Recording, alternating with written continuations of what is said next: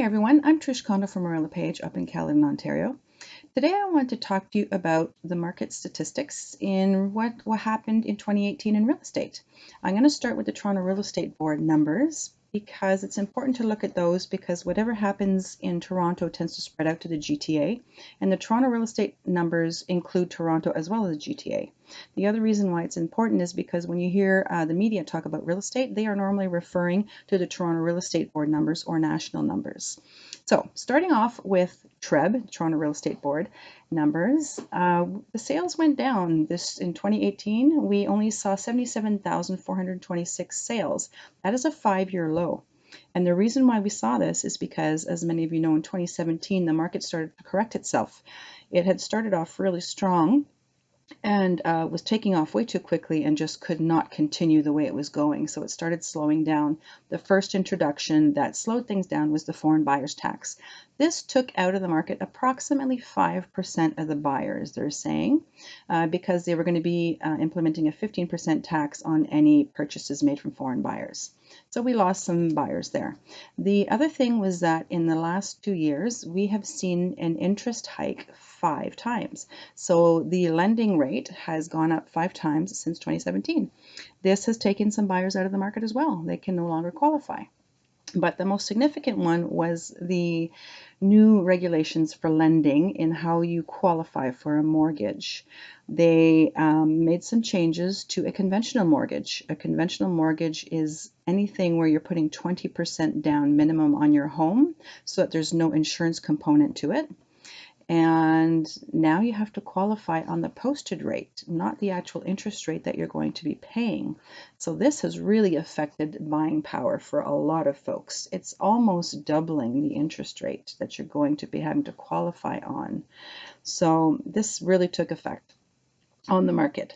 So when we look at all of the Toronto Real Estate Board, the number of sales from 2017 to 2018, they actually went down 4.3%. Okay, that's the average sale price. And then the number of sales went down 16.1%. Now, the good news with this is that numbers are trending on the rise in the last quarter in the Toronto Real Estate Board. So that's good news, because usually what happens in Toronto tends to spread out a little bit out to the outer rings. So we're hoping that this year prices are going to go up a little bit more. At least sellers are anyways, hoping for that. What I found interesting in 2018 was the difference in what happened with condos and detached homes. Detached homes, the average sales price went down 8.1%, where condos actually went up 7.8%. The reason being is because they're more affordable, right? The affordability and the difficulty of qualifying for a mortgage has limited people, you know, a big segment of the buyers only being able to qualify to purchase a condo.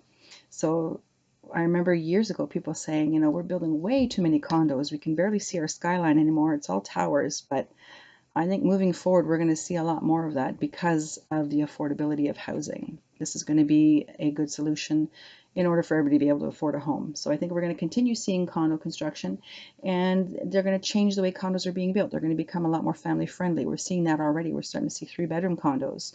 We're starting to see condo buildings that have a lot more amenities for young families, and they're building communities around this, which is great. It's a solution. Okay, so now when we go out to Caledon itself, our average sale price for 2018 was $926,149. This is down 2.66% from all of 2017. Okay, not too bad. Okay, it could be worse. There's some areas that have been hit a lot harder than that, so we're okay. And the number of sales that occurred in Caledon were 856. So this is down 5.4% from 2017. Now, we do have 5 months of inventory currently right now in Caledon, which means we're in a balanced market. So what do all these numbers mean for you? If you are a buyer, this might be a good time to consider looking. We are in a balanced market, which means there's actual potential to negotiate. You know, sellers are being a little bit more accommodating. You're also up against less buyers in the market, so you are more likely not going to run into multiple offer situations. And the other thing that I like about this kind of a market for a buyer is that you don't have to rush and make a quick decision. The home that you saw come on the MLS today might still be on the market tomorrow. So it is a good time to consider buying. Now, if you're a seller, on the other hand, one of the things you want to keep in mind is that it is going to take longer to sell your home. The average days on the market right now in Caledon is 30 days. So keep that in mind. Don't expect it to sell fairly quickly. Don't get me wrong, that is an average, so there are some that are selling quickly and there are some that are taking longer. The one market that is affected by this is if you're trying to sell a home that's over $1 million. That market has 7.5 months of inventory, which means it's a buyer's market. It's taking a lot longer to sell, and you are getting a lot less a percentage of the asking price. So keep that in mind. If you're a buyer that's buying in that market, this is a good time to upgrade if you're looking for an estate property, for instance.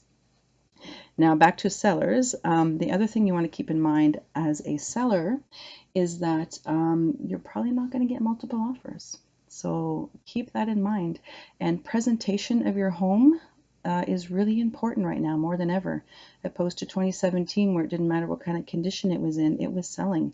So just keep in mind that the better it presents, the more it's going to stand out from the others that you're competing against.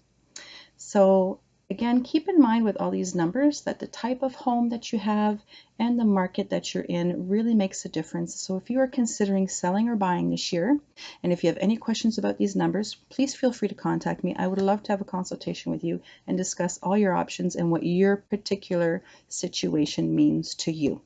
Take care.